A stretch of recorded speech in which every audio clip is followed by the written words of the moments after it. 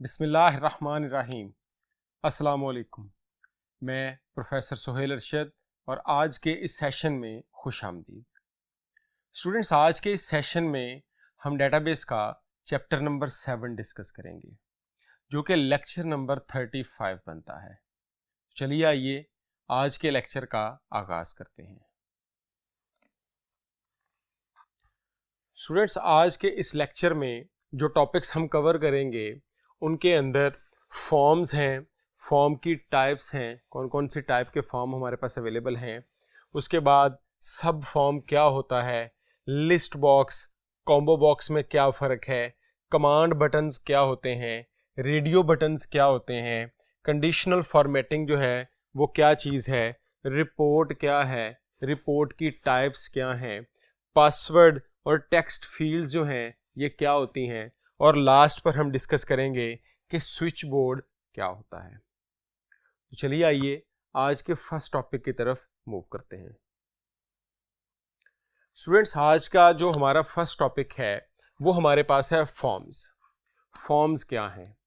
Forms को हम जानते हैं कि ये graphical user interface GUI form में हमारे पास एक ऐसी चीज़ है जो हम यूज़ करते हैं as a front end of database. Forms जो हैं उनको हम कहते हैं कि ये डेटाबेस का फ्रंट एंड है। हम जब भी डेटाबेस में कोई चीज़ एंटर करना चाहते हैं, डेटाबेस से कोई चीज़ लेना चाहते हैं, हम फॉर्म्स को यूज़ करते हैं। अगर हम फॉर्म्स को देखें तो ये act as front end of database, provide interface to the user to perform certain actions. ये यूज़र को इंटरफेस फ्राहम करते हैं डिफरेंट एक्शंस परफॉर्म करवाने के लिए। अब ये एक्शंस कौन से हैं? यूज़र इसके ज़रिए डाटा एंटर कर सकता है, इसके ज़रिए डाटा एडिट कर सकता है, व्यू कर सकता है, डिलीट कर सकता है, रिट्रीव कर सकता है, सर्च कर सकता है, प्रिंट कर सकता है। यानी कि फॉर्म्स जो हैं ये सारे के सारे कामों के लिए इस्तेमाल हो सकते हैं। उसके बाद फॉर्म जो है ये इंडिविजुअल डिज़ाइन एलिमेंट्स से मिलकर बनते हैं। इन डिज़ाइन एलिमेंट्स को हम कहते हैं ये कंट्रोल्स हैं, या इनको कहते हैं ये ऑब्जेक्ट कंट्रोल्स हैं। अब ये फॉर्म एलिमेंट्स जो हैं ये हम बाद में डिस्कस करते हैं। इसमें जो इसकी टाइप्स हैं फॉर्म की वो हमारे पास 4 हैं। इसमें सबसे पहली जो टाइप है उसको हम कहते हैं कॉलमर फॉर्म। ये बड़ा वेल नोन फॉर्म की टाइप है स्टूडेंट्स। अगर आप फेसबुक यूज़ करते हैं तो आप जब उसका लॉगिन पासवर्ड लगाने लगते हैं वहाँ पे, तो यूज़र नेम और पासवर्ड आपसे पूछा जाता है, वो हमारे पास कॉलमर फॉर्म की टाइप है। इसमें लेफ़्ट साइड पर लेबल लिखा होता है और राइट साइड पर वो टेक्स्ट बॉक्स बना होता है जिसके अंदर आपने अपना डाटा एंटर करना है। जो सेकंड इसकी टाइप है वो टेबुलर फॉर्म है। टेबुलर फॉर्म जो है ये बिल्कुल एग्जैक्टली टेबल की तरह होता है। इसमें एक हेडिंग होती है और उसके नीचे सारा डाटा लिखा जाता है, फिर दूसरी हेडिंग होती है उसके नीचे सारा डाटा उसका लिखा जाता है। आप टेबल को इमेजिन कर लें तो ये एग्जैक्टली जो है ये टेबल की तरह का ही होता है। चलिए आइए नेक्स्ट टाइप्स के लिए नेक्स्ट बोर्ड पर चलते हैं। स्टूडेंट्स, नेक्स्ट जो है हमारे पास ये डेटा शीट फॉर्म है। ये भी बिल्कुल टेबुलर फॉर्म की तरह ही होता है। इसके अंदर भी जो हेडिंग है वो टॉप पर लिखी जाती है और उसका सारा डाटा जो है वो टेबल की तरह नीचे कॉलम के अंदर लिख दिया जाता है। इसके अंदर डेटा शीट फॉर्म के अंदर एक जो रॉ होती है वो पूरी की पूरी एक रिकॉर्ड को रिप्रेजेंट करती है। उसके बाद इसके अंदर जो लेबल्स हैं वो टॉप पर लिखे जाते हैं। ये एक टाइम पर एक रिकॉर्ड को प्रेजेंट करने के लिए एक टाइम पर ये एक से ज़्यादा रिकॉर्ड्स को प्रेजेंट करने के लिए इस्तेमाल किया जाता है। लास्ट जो फॉर्म की टाइप है हमारे पास वो जस्टिफाइड फॉर्म है। जस्टिफाइड जो फॉर्म की टाइप है ये वहाँ पर यूज़ की जाती है जहाँ पर हम डाटा जो फॉर्म के अंदर एंटर कर रहे हों वो बहुत ज़्यादा हो, फॉर्म की जो फील्ड्स हैं वो बहुत ही ज़्यादा हों, वहाँ पर हम जस्टिफाइड फॉर्म यूज़ करते हैं। हमारे पास हम कोशिश करते हैं स्क्रीन की जो हमारे पास अवेलेबल स्पेस है उसके अंदर मैक्सिमम फील्ड्स को हम सामने जो है वो दिखा सकें ताकि यूज़र को बहुत ज़्यादा नीचे जा के फॉर्म फिल ना करना पड़े।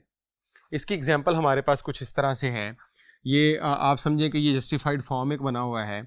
इसके ऊपर आप देखें ये पहले प्रोडक्ट आईडी लिखा हुआ है, उसके नीचे स्पेस है, जितनी स्पेस में आपने एंटर करना है उतनी स्पेस उसको दे के साथ ही जो है वो नेक्स्ट फील्ड लिख दिया गया, प्रोडक्ट का नेम, उसकी स्पेस दे दी गई, और उसके साथ ही जगह बचाने के लिए फिर नेक्स्ट फील्ड लिख दिया गया, जैसे वेंडर था। इसी तरह से फिर कैटेगरी लिखा गया, फिर और इस तरह से इसको हम यहाँ पर हम स्पेस ज़ाया नहीं करते, हम स्पेस को यहाँ पर स्मार्टली यूटिलाइज करते हैं। तो ये 4 जो हैं ये फॉर्म की टाइप्स हैं।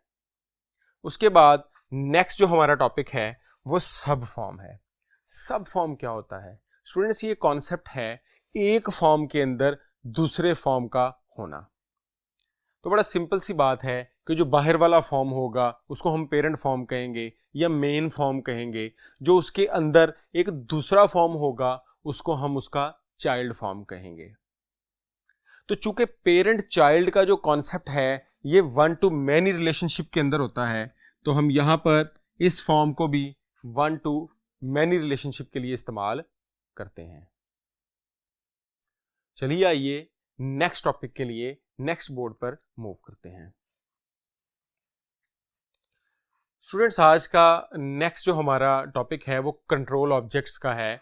कंट्रोल ऑब्जेक्ट्स वो इंडिविजुअल एलिमेंट्स हैं जिनसे मिलके फॉर्म्स हमारे बनते हैं।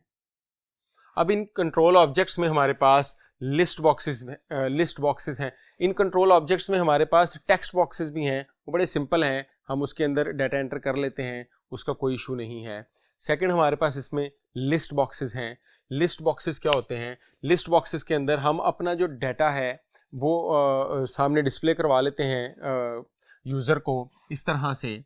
वो ये हमारा जो डाटा है ये इस तरह लाइन में नज़र आ रहा होता है। फॉर एग्जांपल हमने 12 मंथ शो करवाने थे, हमारे पास इतनी स्पेस थी, यहाँ पर हमने 4 मंथ शो करवा दी और यहाँ पर स्क्रॉल बार होती है।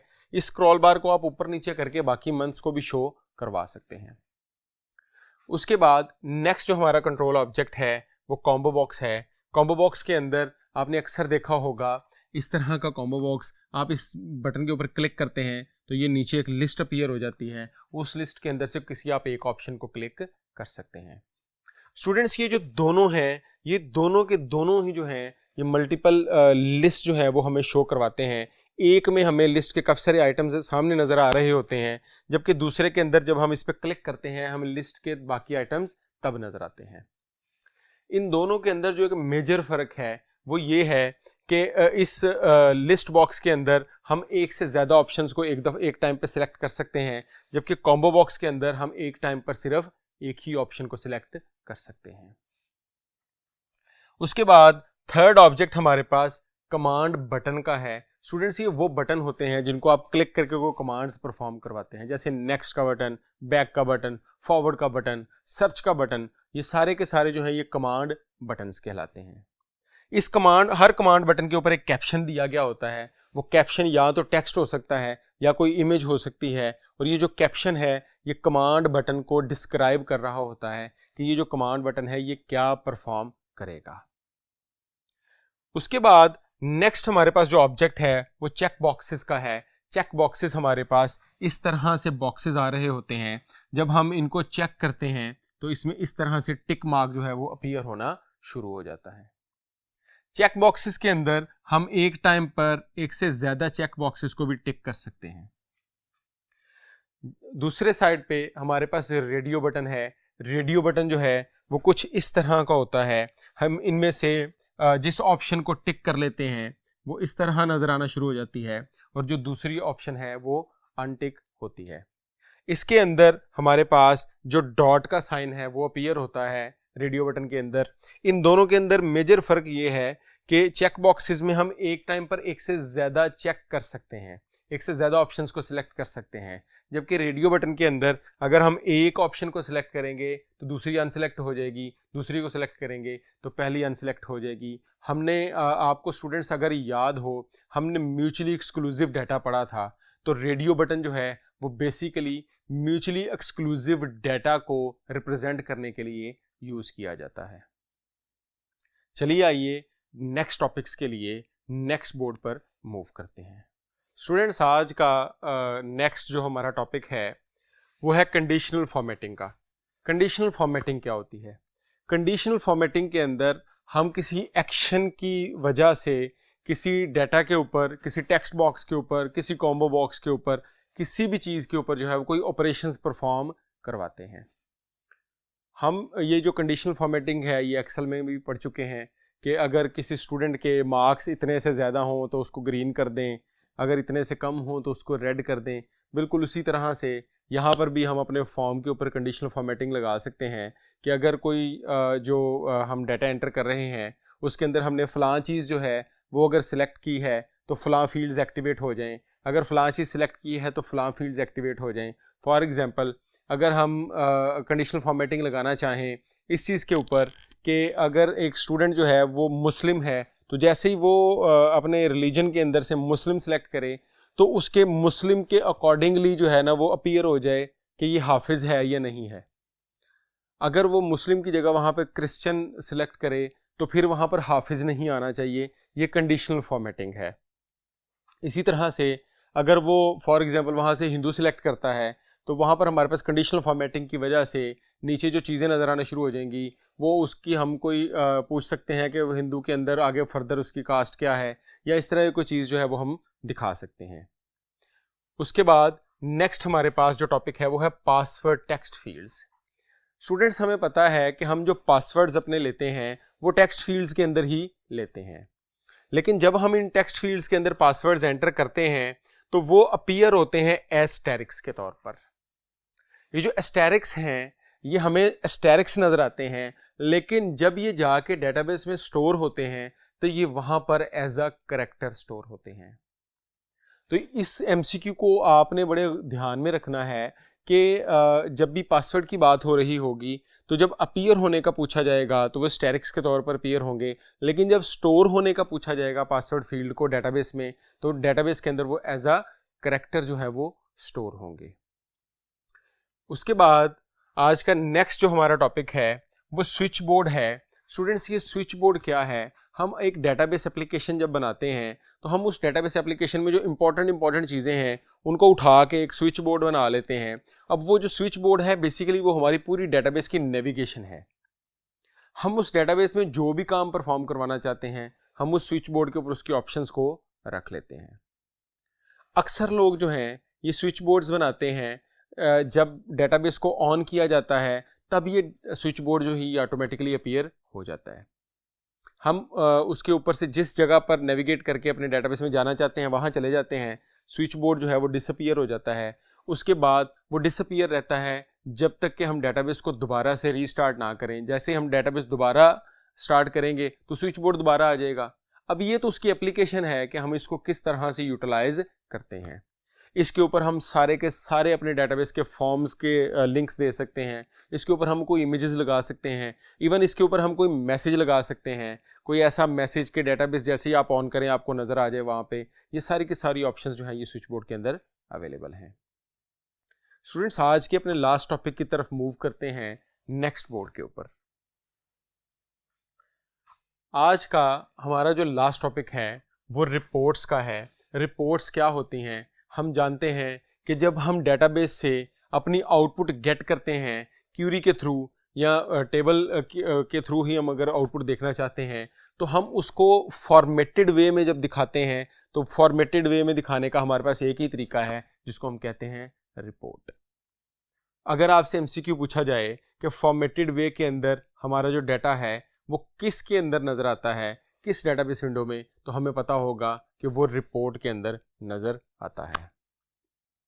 रिपोर्ट में स्टूडेंट्स हमारे पास एक रिपोर्ट में ग्राफ्स आ सकते हैं, चार्ट्स आ सकते हैं, हम इसके ऊपर एनालिटिक्स जितने भी हैं वो प्रिंट करवा सकते हैं। अगर आप मैच को अपने माइंड में लेकर आएँ तो क्रिकेट मैच जब हो रहा होता है तो वो जो आपको ग्राफ्स, चार्ट्स और वो सारी चीज़ें जो आपको अपीयर हो रही होती हैं वो डेटाबेस से डाटा ला कर उसको एनालाइज करके आपको दिखाया जाता है फॉर्मेटेड वे में। वो बेसिकली रिपोर्ट की ही एक टाइप होती है। एमएस एक्सेस में रिपोर्ट की हमारे पास टाइप्स अवेलेबल हैं। एक को हम कहते हैं कॉलमर रिपोर्ट, एक को हम कहते हैं टेबुलर रिपोर्ट। कॉलमर रिपोर्ट जो है ये कॉलम्स की सूरत में डेटाबेस के जो रिकॉर्ड हमारे पास आते हैं उनको प्रेजेंट करती है। जो टेबुलर है ये टेबल की सूरत में प्रेजेंट करती है। टेबुलर रिपोर्ट जो है इसके अंदर जो डाटा है वो सिमटा हुआ होता है, जबकि कॉलमर रिपोर्ट के अंदर हमारा एक ही रिकॉर्ड जो है वो काफ़ी सारे कॉलम्स के अंदर हम उसको, काफ़ी सारी रोज के अंदर उसको हम डिस्प्ले करवा रहे होते हैं। टेबुलर रिपोर्ट के अंदर एक और खसूसियत है कि इसके अंदर काफ़ी सारे कॉलम्स बनते हैं। अगर वो कॉलम्स हमारे जो हैं वो हमारे पेज से बाहर चले जाएं प्रिंट होने में, तो ऑटोमेटिकली जो है वो नेक्स्ट पेज के ऊपर वो प्रिंट हो जाते हैं।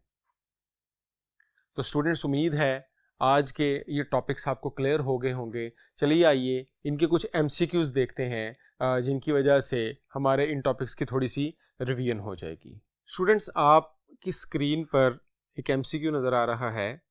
A form that contains a सब फॉर्म इज कॉल्ड। एक ऐसा फॉर्म जिसके अंदर एक और फॉर्म नज़र आ रहा होता है उसको हम क्या कहते हैं? तो हमने पढ़ा था कि उसको हम मेन फॉर्म या पेरेंट फॉर्म कहते हैं। The forms are dash end of database. Students, हम जानते हैं कि फॉर्म्स जो हैं वो डेटाबेस का फ्रंट एंड है और जो टेबल्स हैं वो डेटाबेस का बैक एंड है।